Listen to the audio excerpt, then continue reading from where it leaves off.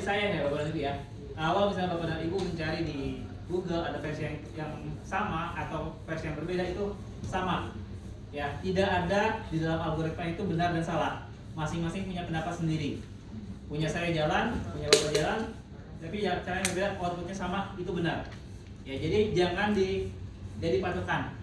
Ya, kalau misalnya mencari di Google, kok ini seperti ini, punya saya seperti ini, kenapa bisa sama-sama jalan, itu sama-sama punya pendapat. Jadi tidak diperkenankan menyalahkan program saya yang benar, program Bapak yang benar. Itu sama-sama benar. Yang penting outputnya sama, gitu. Ya, jadi ini versi saya. Jadi kalau misalnya Bapak dan Ibu menemukan yang lebih mudah atau yang lebih panjang, itu berbeda pilihan. Ya, oke. Ini versinya adalah versi menghitung. Ya, bagaimana tombolnya ditekan, ya, itu membaca nilai 1 ya sebanyak berapa kali. Kita akan menghitung nih. Ya kan kalau sebelumnya 1 dan 0 saja. Nah, sekarang dihitung berapa kali tombolnya ditekan dengan angka yang sama. 1, 1, 1. Misalnya kita butuh dua kali tekan ya, berarti 1 dan 2. Gitu ya. Karena kalau tombolnya hanya membaca 1 dan 0 saja, tapi kita menghitung berapa kali tombolnya ditekan sehingga bernilai 1. Ya, setiap 1 kita tambahkan 1 ya. Oke. Kita akan mulai membuat satu variabel ya. Dan sifatnya adalah global. Maksudnya global itu bisa dipanggil oleh void setup, bisa dipanggil oleh void flow. Sedangkan kalau misalnya Bapak pernah melihat ya, ada satu inisial ya, misalnya di sini, ini tidak bisa dipanggil di fungsi loop.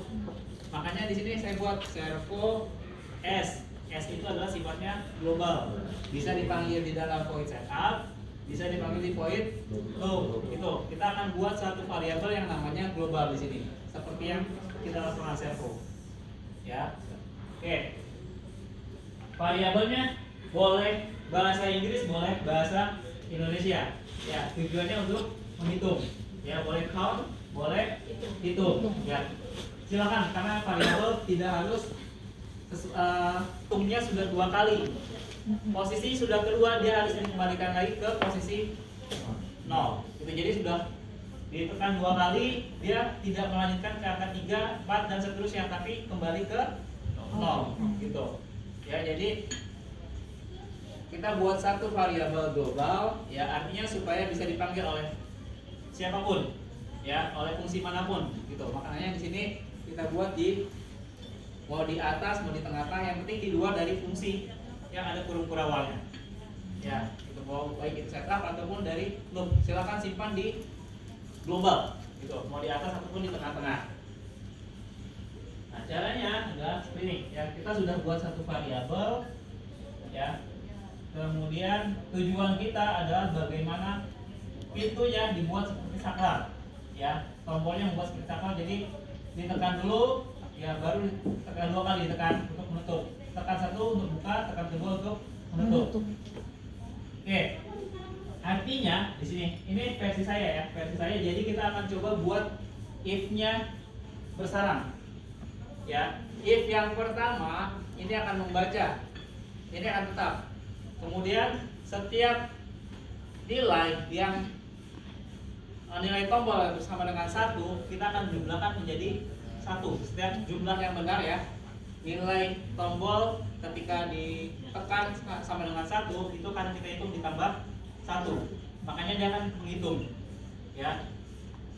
Bisa dipahami? Ya, jadi setiap tombol ditekan dan bernilai 1 akan ditambah 1. Karena kita akan menghitung berapa kali jumlah ditekan. Ya, itu secara logikanya.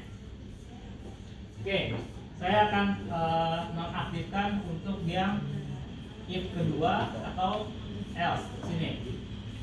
Kemudian di sini saya juga akan mengaktifkan. Artinya hanya ada satu kondisi dulu, ya. If yang pertama dari microcontroller membaca nilai yang dikirimkan melalui pin nomor berapa, ya, disimpan dalam satu variabel nilai. Setiap nilai ya sama dengan 1, nilainya sama dengan 1, maka harus ditambah 1 hitungnya di sini. Ya, jadi Oke, di sini ya. Tadi kan kita sudah buat satu variabel ya, hitung sama dengan 0 ya. Berarti di sini setiap nilai yang dikirimkan oleh tombol yang dan dibaca oleh mikrokontroller sama dengan 1, maka hitungnya harus kita tambah 1 ya. Paham ya? Jadi setiap nilai, variabel nilai ya, variabel yang ada di dalam nilai sama dengan nilai 1 berarti dihitung tambah 1 gitu ya. Jadi yang kedua, setelah kondisinya nih, kalau misalnya sudah dapat gitu ya, maka kita bisa mulai menggunakan if yang kedua. If di dalam if gitu fungsinya. Tapi untuk membuktikannya, Bapak dan Ibu ya, kita akan coba nih. Saya komentar, kemudian saya akan coba print ya. Print bukan nilai, tapi dia adalah si hitungnya. Jadi kalau ditekan 1, 2, 3 dan 1 komentar ya, artinya tidak dianggap gitu ya, walaupun ada tapi tidak